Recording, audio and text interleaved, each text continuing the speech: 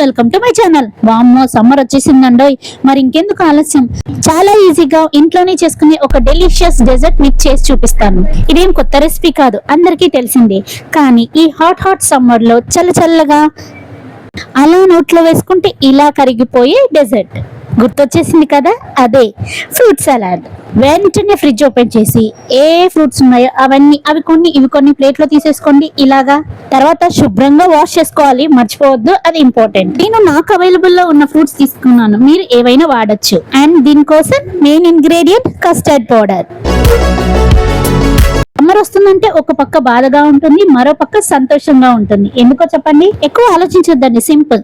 Summer వస్తే ఎండలు కష్టాలు, కానీ వాటితో పాటు వచ్చే హాలిడేస్ అండ్ మామిడి పళ్ళు ఉన్నాయి చూడండి.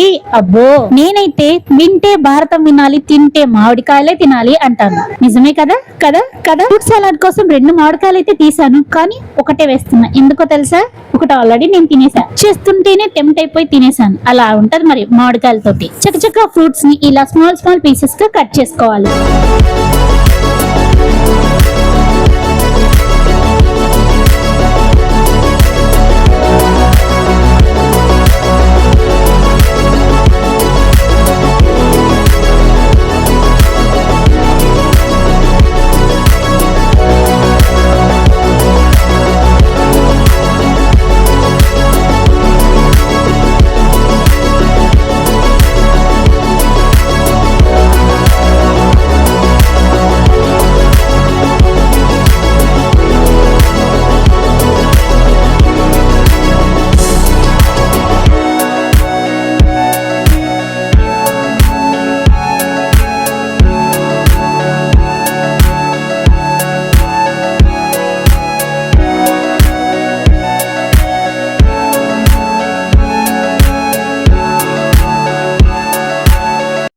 చాలా కలర్ఫుల్ గా ఉన్నాయి కదా, మరి ఇంకా లేట్ ఎందుకు, ప్రాసెస్ స్టార్ట్ చేద్దాం పదండి. దానికోసం ముందుగా ఒక స్మాల్ బౌల్ తీసుకొని అందులో కొద్దిగా వాటర్ పోసి, లేకుంటే మిల్క్ అయినా పర్లేదు, వేసి కస్టర్డ్ పౌడర్, నేను 1/2 లీటర్ మిల్క్ కి 2 spoons of custard powder use చేశాను, వేసి లంప్స్ లేకుండా నీట్ గా కలుపుకోవాలి. ఓకేనా.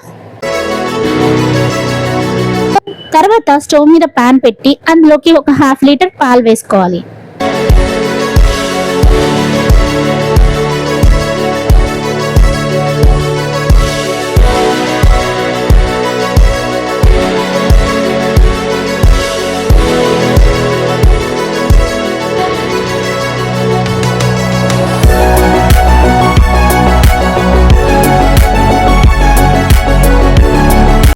పాలని మీడియం ఫ్లేమ్ మీదే మరిగించుకోవాలి. పాలు బాగా మరిగాక ఒక పొంగు వచ్చాక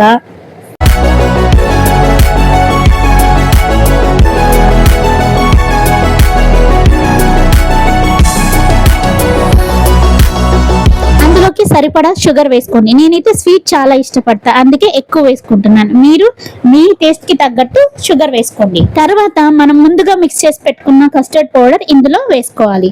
మీడియం ఫ్లేమ్ లో కస్టర్డ్ పౌడర్ వేసాక ఒక 2 మినిట్స్ దాన్ని అలాగే కలుపుతూ ఉండాలి. స్టవ్ ఆఫ్ చేసుకొని ఇలా ఇంకొక బౌల్లోకి ట్రాన్స్ఫర్ చేసుకోండి. కొద్దిగా చల్లబడ్డ తర్వాత అందులోకి మనం కట్ చేసి పెట్టుకున్న ఈ ఫ్రూట్స్ ని నెమ్మదిగా కలిపేయండి. నేనైతే మ్యాంగో, బనానా, దానిమ్మ, గ్రేప్స్ యూస్ చేశాను.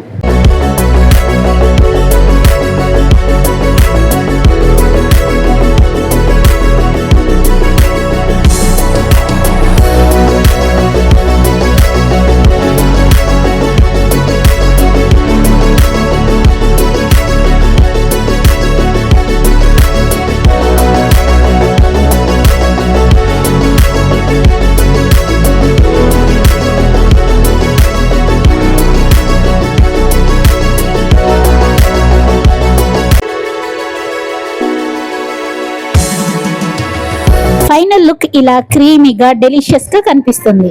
ఆగండి, దీన్ని అలాగే తినేయకూడదు, దీనికి కొద్దిగా ప్రాసెస్ ఉంది.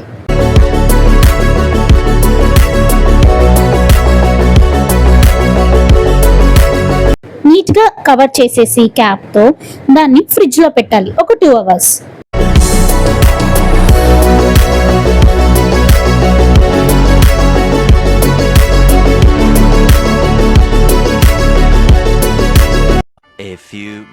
later.